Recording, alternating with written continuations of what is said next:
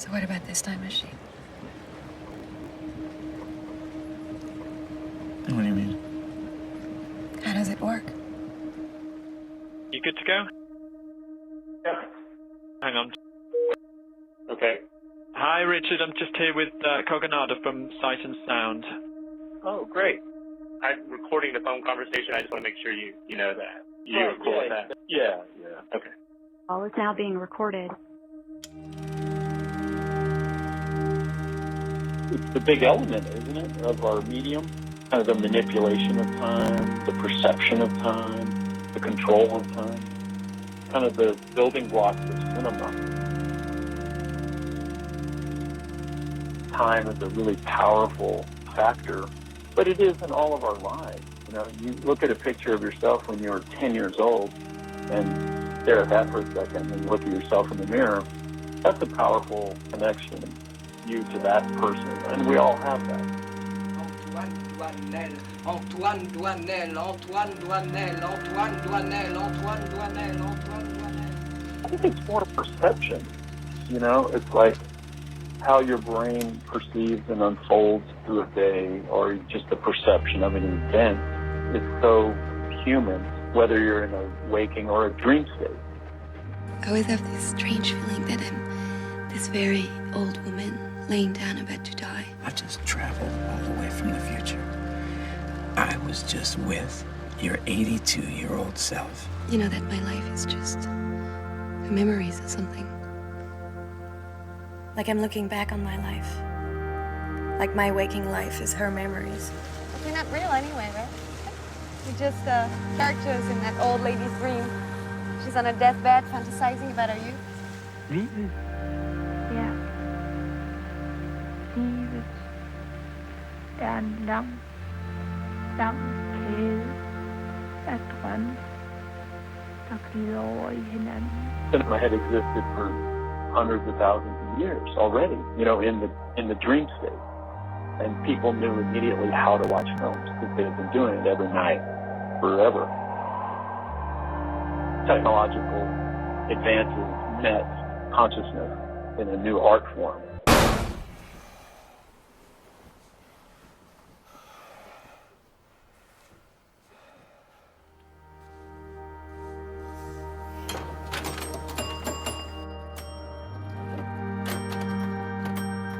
And so time is actually just this constant saying no to God's invitation. I mean, that's what time is. That, you know, behind the phenomenal difference, there is but one story.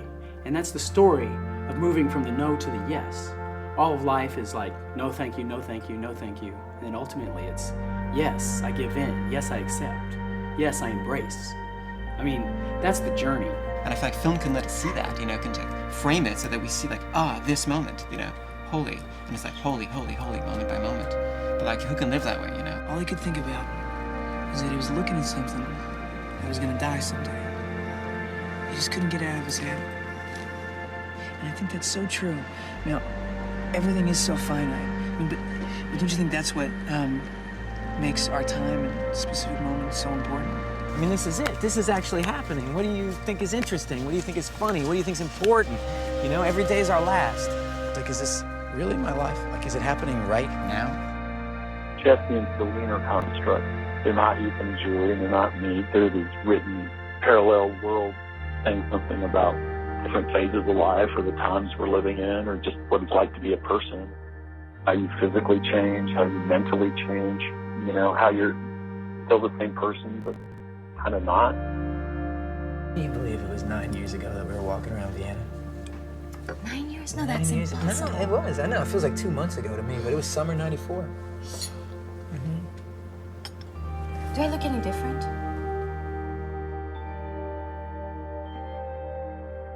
We've met before. Summer '94. Mistaking me for someone else? No. We even fell in love. Really? I vaguely remember someone sweet and romantic. Jump ahead 10, 20 years, okay? And you're married. And only your marriage doesn't have that same energy that it used to have, you know? You start to blame your husband. If we're meeting for the first time today on a train, would you find me attractive? Think of this as time travel, from then to now. Of course. No, but really, right now, as I am, would you start talking to me? Would you ask me to get off the train with you? Let me get my bag. I love the way the people seem to be dissolving into the background. It's like the environment's, are stronger than the people. These human figures are always so transitory. It's funny. Transitory? Transitory.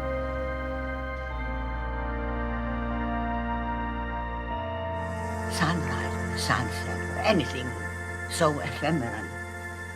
Just like our life. We appear and we disappear. And we are so important to some, but we are just passing through. I want to see if you stay together or if you dissolve into molecules.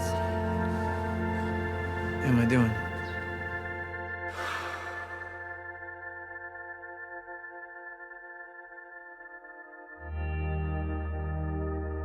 I think once I grasped the notion of how long people live and how long the Earth has been here, the universe has been here, and then our little part in that, it's a beautiful poetic thing and kind of a haunting thing at the same time.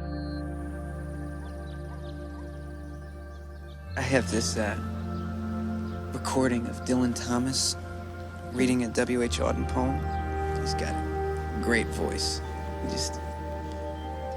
It's like all the clocks in the city began to whir and chime. Oh, let not time deceive you. You cannot conquer time.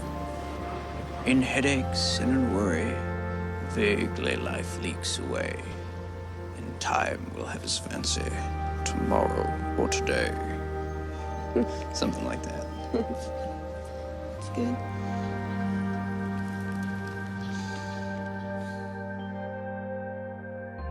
So what about this time machine? I have a time machine up in my room, and I've come to save you just like I said I would. Save me from what? Save you from being blinded by all the little bullshit of life. It's not bullshit. I assure you, that guy, you vaguely remember the sweet romantic one that you met on a train? That is me.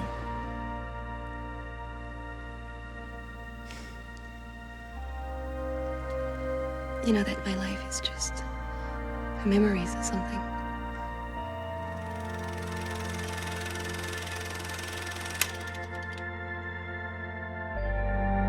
Oh, let not time deceive you. You cannot conquer time. In the burrows of the nightmare where justice naked is, time watches from the shadow and coughs.